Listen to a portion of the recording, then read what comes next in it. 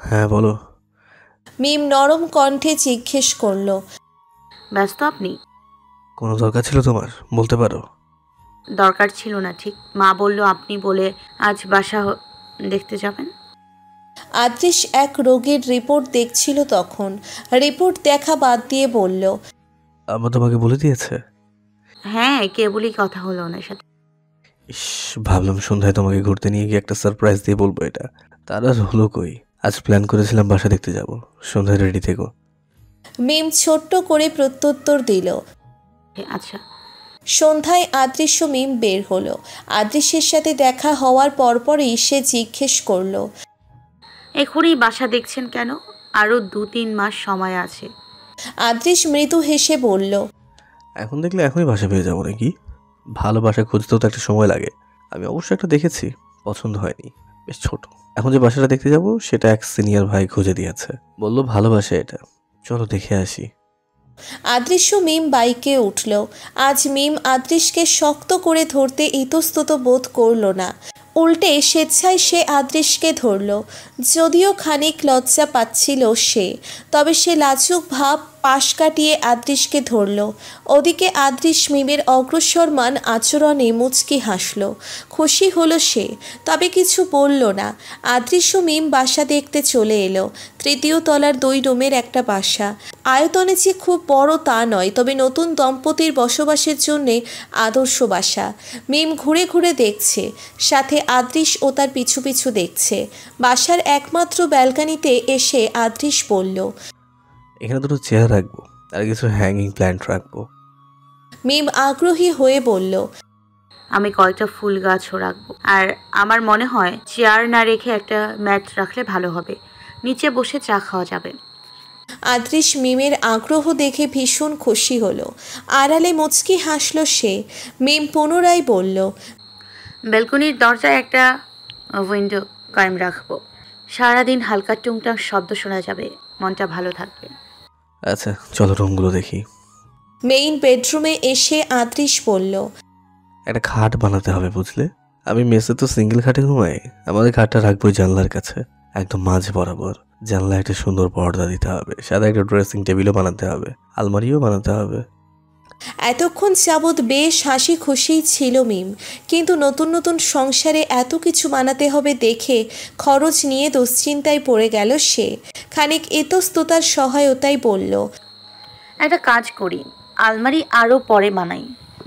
আপনারও সিঙ্গেল আলমারি আছে, আমারও সিঙ্গেল আলমারি আছে, শুধু শুধু এমন আলমারি বানানোর অতিরিক্ত খরচ, তার থেকে এমনই থাক। মিমের প্রস্তাবে যুক্তি পেল আদৃশ, তার সাথে সহমত পোষণ করল। বলল, হ্যাঁ ঠিক বলেছ, পরে আলমারি বানানো যাবে, তাহলে কিন্তু অন্যান্যগুলো বানাতে হবে। হ্যাঁ। পুরো বাসা দেখা শেষ হলে মিম যখন ভাড়ার কথা জিজ্ঞেস করলো, তখন তার মুখ চুপসে গেল। কেননা ভাড়া খানিকটা বেশিই মনে হলো তার কাছে। আদৃশের যে বেতন, তাতে এই বাসা নিয়ে থাকা খানিকটা কষ্ট হয়ে যাবে। সে আর কথা বাড়ালো না, মন খারাপ হয়ে আছে তার। আদৃশ বোধহয় বুঝতে পেল তার মনের কথা। বাসা হতে বের হয়ে মৃদুস্বরে জিজ্ঞেস করলো, ভাড়া পছন্দ হয়নি তাই তো? মিম চট করে তাকালো আদৃশের দিকে, কিঞ্চিত বিস্মিত কণ্ঠে বলল, আপনি বুঝলেন কি করে? আদৃশ মৃদু হেসে বলল, তোমার কণ্ঠ শুনেই বুঝতে পেরেছি। ভাড়া নিয়ে চিন্তা করো না, আমি ম্যানেজ করে দেবো। মিমের কপালে দুশ্চিন্তার ভাঁজ পড়ল। জিজ্ঞেস করল, কিভাবে ম্যানেজ করবেন? এই বেতনে এত কিছু কি করে সম্ভব? সবই সম্ভব, আবার ব্যাংকে টাকা আছে, দরকার হলে আব্বার কাছ থেকে কিছু টাকা ধার নেবো। মিম বোধ হয় ভরসা পেল, তবুও বলল, কষ্ট হয়ে যাবে না? কষ্ট হবে কেন? এক সিনিয়র ভাইয়ের সাথে কথা হয়েছে, একটা ক্লিনিকে সপ্তাহে 3 দিন ডিউটি করব, সেখান থেকেও টাকা আসবে, সো টেনশনের কিছু নেই। আবার ক্লিনিক? আপনার উপর খুব চাপ পড়ে যাবে কাজের। সপ্তাহে 3 দিন কিছু মনে হবে না। তুমি আপাতত পরীক্ষা চিন্তা করো, পাশাপাশি টুকটাক ঘর সাজানো গোছানোর আইডিয়া নাও, পড়ালেখার ক্ষতি না করে। মিমের মনটা খানিক ভালো হলো। নিকাবের আড়ালে মৃদু হাসল সে। আকাশে মস্ত বড় এক চাঁদ উঠেছে। থেকে থেকে মেঘের আড়ালে ঢেকে যাচ্ছে চাঁদটি। আবারও মেঘ সরে গিয়ে চাঁদ উঁকি দিচ্ছে। আদৃশ্য মিম দুজনে পাশাপাশি হাঁটছে। রাস্তার ভিতরের দিকে মিমকে দিয়ে হাঁটছে সে।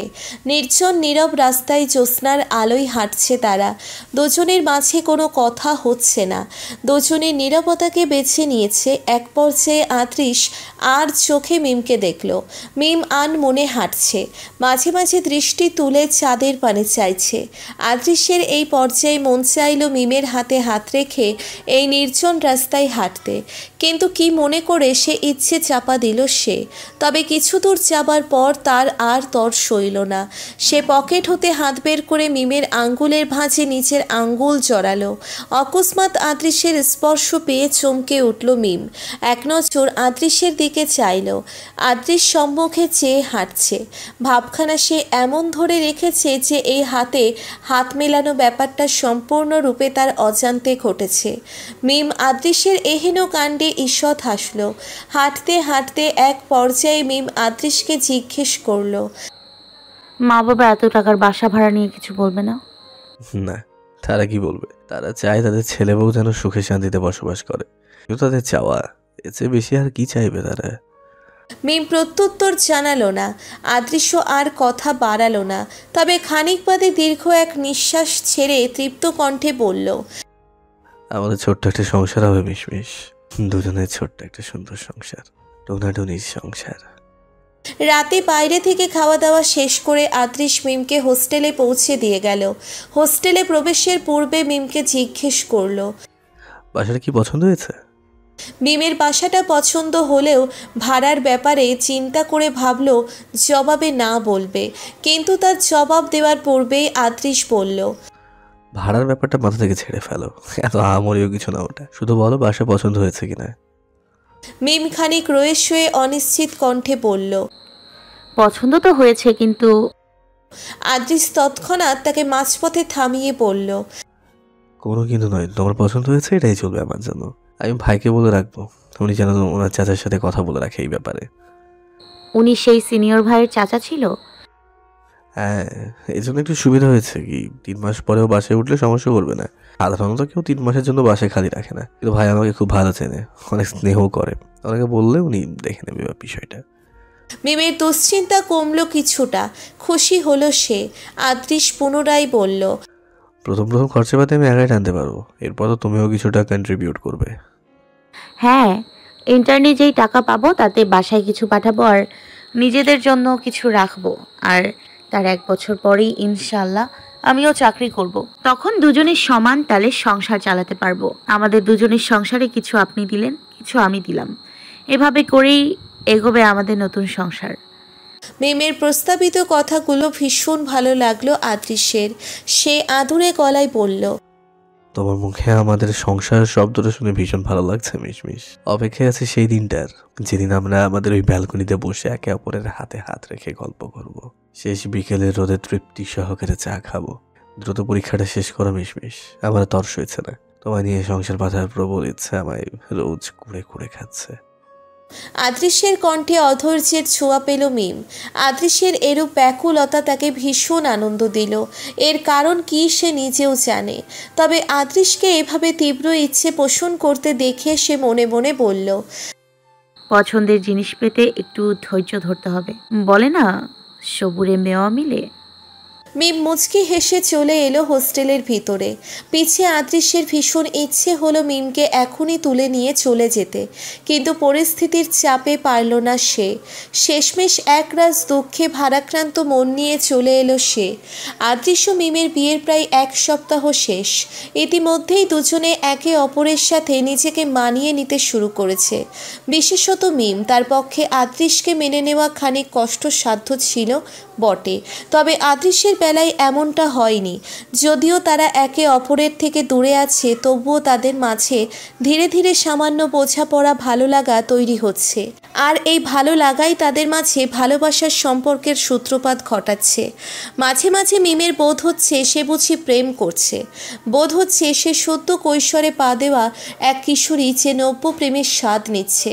কিন্তু এই প্রেমের স্বাদ সে নিজেকে সম্পূর্ণ নিয়ন্ত্রণে রেখে একটু একটু করে নিচ্ছে, যেন পুরোপুরি প্রেম ছোঁয়ার চেষ্টা করলেই তা হারিয়ে যাবে।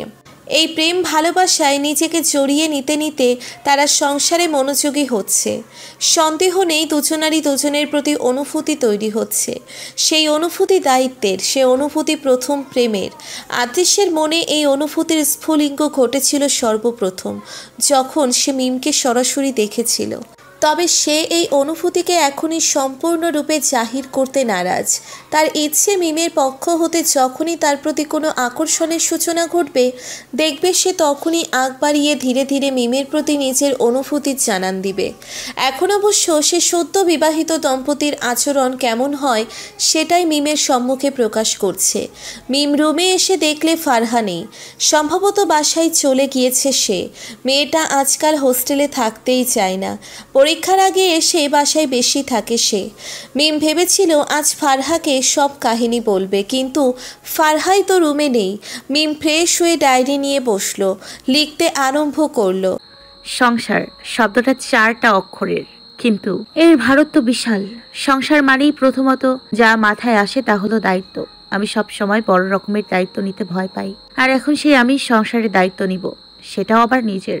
আমার নিজেকে বিশ্বাস করতে কষ্ট হচ্ছে। কখনো এভাবে সংসার নিয়ে স্বপ্ন দেখিনি, কখনো নিজের সংসার গোছানোর কথা ভাবিনি। অথচ আজ আচমকা আদৃশ আমায় বললেন চলো বাসা দেখি। ওখানে যাওয়ার পর আমার অনুভূতিগুলো কেমন যেন জট পাকিয়ে আসছিল। অদ্ভুত লাগছিল সবকিছু। আদৃশের সাথে যে প্ল্যান করেছিলাম তাতেও আমার মাঝে অদ্ভুত এক সুখের অনুভূতি অনুভব করেছিলাম। তখন মনে হচ্ছিল হ্যাঁ, এসব একান্তই আমার নিজের। আমার পাশাপাশি হাঁটতে থাকা মানুষটাও আমার, তার সাথে গড়ে ওঠার সম্পর্কের বাসস্থানটাও আমার। আজ আদৃশ যখন আমার হাতে হাত মিলিয়েছিল তখন অদ্ভুত এক শিহরণ বয়ে গিয়েছিল সমস্ত শরীরে। কয়েক মুহূর্তের জন্য থমকে গিয়েছিলাম আমি। স্বামীর নিকট হতে প্রেমের ছোঁয়া বুঝি এমনই হয়। সকালের ওয়ার্ড শেষ হতে না হতেই আদৃশ মিমকে কল করলো। তুমি কোথায় এখন? ওয়ার্ডে। এই কার্ডিওলজিতে আসো তো, একজনের সাথে দেখা করাবো। মিম ভ্রুকুচকে জিজ্ঞেস করলো, কার সাথে দেখা করাবেন? হ্যাঁ আসো তো, আছে একজন যে তোমার সাথে দেখা করার জন্য বসে আছে। মিম আর কথা বাড়ালো না। ফারহাকে চলে যেতে বলে সে কার্ডিওলজি মেইল ওয়ার্ডে চলে গেল। গিয়ে দেখলো আদৃশ বসে আছে। তাকে দেখে আদৃশ উঠে এলো। মিম জিজ্ঞেস করলো, কার সাথে দেখা করাবেন? আদৃশ ইশারায় মাঝের দিকে এক বয়স বৃদ্ধকে দেখালো, বলল, ওই যে দেখছো না, ওই চাচাকে তোমার সাথে দেখা করাবো। একথা শুনে মিমের দৃষ্টিতে প্রশ্ন খেলা করলো। তবুও সে আদৃশের সাথে এগিয়ে গেল মাঝের দিকের বেডে। সেখানে যাওয়া মাত্রই বুড়ো বৃদ্ধা আদৃশকে দেখে সৌজন্যমূলক কণ্ঠে জিজ্ঞেস করলো, কেমন আছো বাজান? আদৃশ এক গাল হেসে বলল, আলহামদুলিল্লাহ ভালো আছি। চাচার কি খবর? তোমার চাচার খবর তো ভালাই। কালই রাতে একটু বুক ব্যথা করতেছিল, পরে অবশ্য ওষুধ খাইয়া ঠিক হইয়া গেছে। এই বলে বৃদ্ধা মিমের দিকে চেয়ে জিজ্ঞেস করলো, এইটা কে? আদৃশ মিমের দিকে কয়েক সেকেন্ড চেয়ে পরে নিজের দিকে মিমকে খানিক টেনে নিয়ে এলো, বলল, আবার বউয়ের সাথে দেখা করতে চেয়েছিলেন আপনারা, এই যে আমার বউ। বৃদ্ধর মুখখানা খুশিতে চকচক করে উঠল। ঈষৎ বিস্ময়ের সুরে বলল, ওম্মা, তোমার বউ ডাক্তার? সে এখনো ডাক্তার হয়নি চাচি, আর কয়েক মাসের মধ্যে ডাক্তার হয়ে যাবে। ইতিমধ্যে মিম সেই বৃদ্ধাকে সালাম দিল। বৃদ্ধা সালামের জবাব দিয়ে মাথায় স্নেহের হাত বুলিয়ে বলল, কি সুন্দর মাইয়াডা, চোখখানা কি সুন্দর। ইতিমধ্যেই বয়স বৃদ্ধা লোকটিও উঠে গিয়েছে। দৃষ্টি মেলেই আদৃশকে দেখে তার ঠোঁটের কোণে বিস্তৃত হাসির রেখা ফুটে উঠল। স্নেহমাখা কণ্ঠে আদৃশকে বলল, আইসা বাজান, সকাল থেকে তোমাকে দেখবার জন্য বসে আছিলাম, তারপর ঘুমাইয়া গেছি। আদৃশ একগাল হেসে বলল, আমিও এসে দেখলাম আপনি ঘুমিয়ে পড়েছেন, তাই আর ডাকিনি। তো ওষুধ খাচ্ছেন ঠিক মতো? হ্যাঁ বাজান, তোমার কথা মতো সব ওষুধ একদম ঠিকঠাক খাইতেছি, এখন আমি একদম সুস্থ। কিন্তু চাচি যে বললো আপনার বুকে ব্যথা। ওইসব একটু একটু থাকি, তাই এটা কে? বলেই বয়সবৃদ্ধ মিমের দিকে ইশারা করলো। আদৃশ বলল, আমার বউ। আপনার ওকে দেখার জন্য পাগল হয়ে গিয়েছিলেন না, সেই জন্য নিয়ে এলাম। আদৃশের পাশে দাঁড়িয়ে থাকা মেয়েটি যে তার বউ জানার পর বয়োবৃদ্ধা ভীষণ খুশি হলেন। ওতলা হয়ে বললেন, হ্যাঁ মা, বসো বসো, এই যে আমার সামনে বসো। মিম বসলো। বয়স বৃদ্ধা তখন মিমের মাথায় স্নেহমাখা হাত বুলিয়ে বলল,